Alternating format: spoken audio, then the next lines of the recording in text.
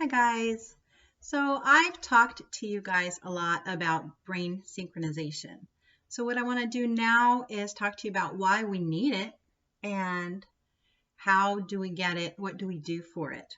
So normally the two sides of our brain work independently of each other. Well, okay, that's not really normally, but one's more dominant than the other.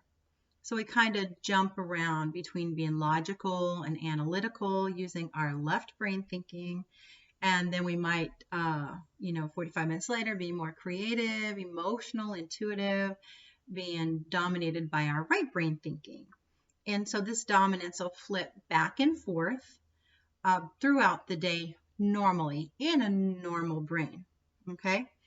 Lateralization or functional disconnection is when a dominant side of the brain isn't well connected to the other side. So they're not balanced out. So you might really be very left brain dominant or right brain dominant. There's not a lot of neural connections between the two hemispheres. So there's not a lot of connectivity. There's not a lot of interaction between the hemispheres. Essentially, there's actually like a lack of connection, a lack of communication, and even a lack of integration between the hemispheres in the neural networks of both sides of the brain. Okay, so they're almost like disconnected, right? Now, this lack of connection is most commonly a result of developmental imbalances or asynchrony.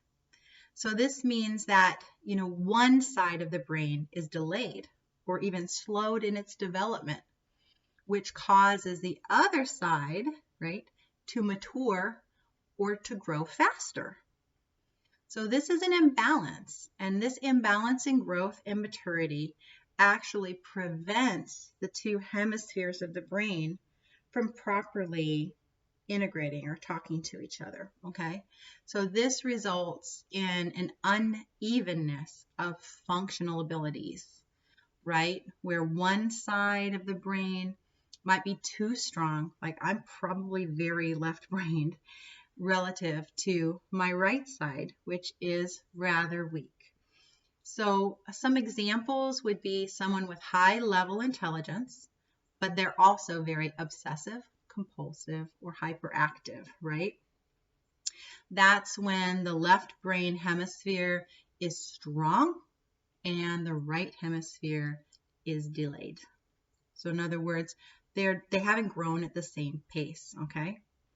So if that is the case, we can actually get stuck using one hemisphere dominantly more often. And that actually causes feelings and emotions of separation, depression, and anxiety.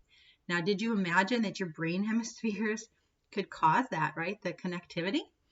So if you have a problem expressing your feelings, or you feel almost feelingless, like you have no feelings, this could actually be from a lack of integration between the two hemispheres of your brain, right?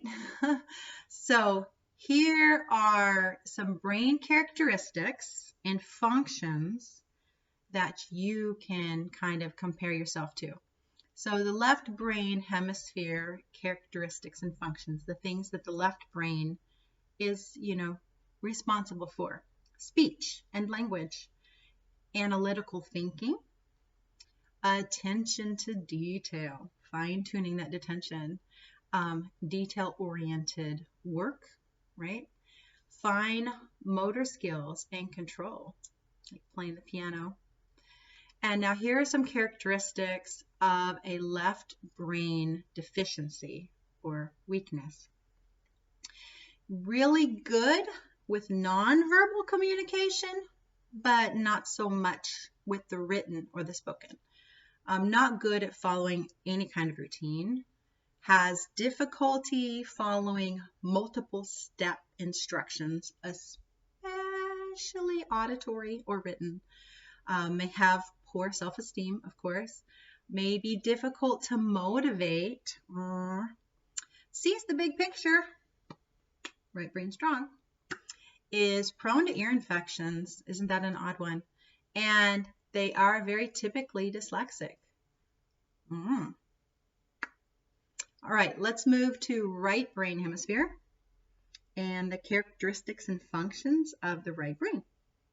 So, of course, the right brain is creative, artistic, musical, right? Like that's where all the arts are hidden. Big picture thinkers, can see things in 3D. Very good coordination. Oddly, catches colds frequently, but they don't normally have allergies. A lot of non-verbal communication, right? Like read their body language. And they have good gross motor skills, like dance, things like that. All right, now the characteristics of a right brain deficiency, okay? Trouble with visual perception, short attention span, beep, beep, beep, struggles behaviorally, increased anxiety, digestive and bowel troubles. The brain controls everything, right? Poor eye contact. They dislike loud noises. Very low muscle tone, sometimes, not always. Can be autistic, and the ADHD spectrum falls in on that side. So now that we understand a little bit about what laterality can look like, then the next question is, what can we do about it, right? What can I do? Well, the answer is brain synchronization, also known as hemispheric integration and brain balancing. A lot of the stuff that I've been teaching you guys for a while, right? Brain synchronization happens when the right brain, what we would call the right brain, the right hemisphere, and left brain work together in partnership with each other. They have to communicate. They have to build neural networks that connect the hemispheres. And then information travels those neural paths repeatedly. Okay, so that's what we have to do. We have to build basically connections right there. This is what we call hemispheric synchronization, hemispheric integration, and brain balancing. And it happens when both sides of the brain are working together to produce the same brain waves. Okay, they're working in sync.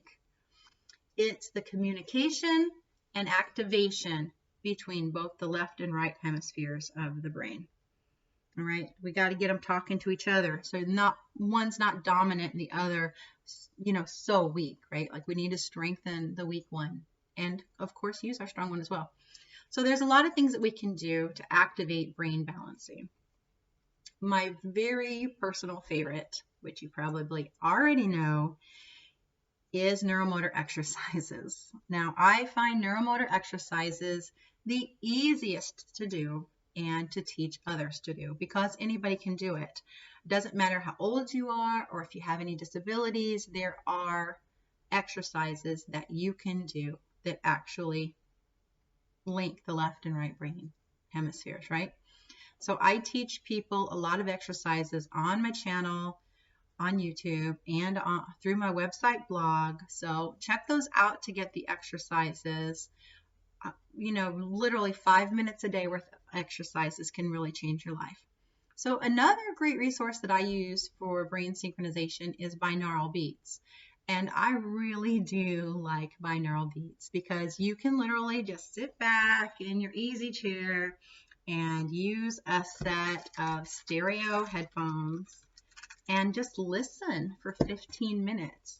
And your brain hemispheres basically synchronize. And they do that within seconds. And then it just, is a continual communication during the whole time. So binaural beats are actually an auditory, hearing therapy caused by listening to two tones, slightly different in each ear, right? So one tone in this ear of some hertz, one tone in this ear of other hertz, right? So the right ear hears one frequency, the left ear hears a different frequency. And then the brain basically creates a third frequency in between them. So if this was 240 and this was 280, then you'd have a 60 hertz brainwave being built between the two. So both hemispheres actually are connected by this third sound. And so when you do experiments, you actually can hear the right ear, then the left ear, and then you can hear this third tone being created by the brain, connecting the two hemispheres with that tone. So it's a real fun experiment to do. There are a lot of binaural beats videos on YouTube, anywhere that you listen to audio. They have a lot of them on there. You can just do a search for binaural beats and you'll pull up quite a few to try. So how do you actually use binaural beats, you ask? Of course. Well, you do need stereo headphones, and these are the old school ones, but even my cell phone headphones, where are they? Right here. They work too. They are stereo. But that way each ear can hear a different tone, and then the third tone's made by the brain. You can relax and listen, okay? So you might notice some changes like right away, feeling more relaxed, feeling more connected, less stressed, calmer. Like people use binaural beats to help them fall asleep at night, sometimes just to kind of chill. There's even videos on YouTube that have music with it, so you can kind of, just chill with it. I actually just use it for a few minutes a day for brain training for my clients. I mean, it's excellent, it works well, and it helps them. So you can go to my YouTube channel, you may already be here, or check out my blog and find a few easy neuromotor exercises to do. I mean, literally 5 minutes a day, folks, while you're in the car, and then listen to a little binaural audio, okay? Your brain will thank you.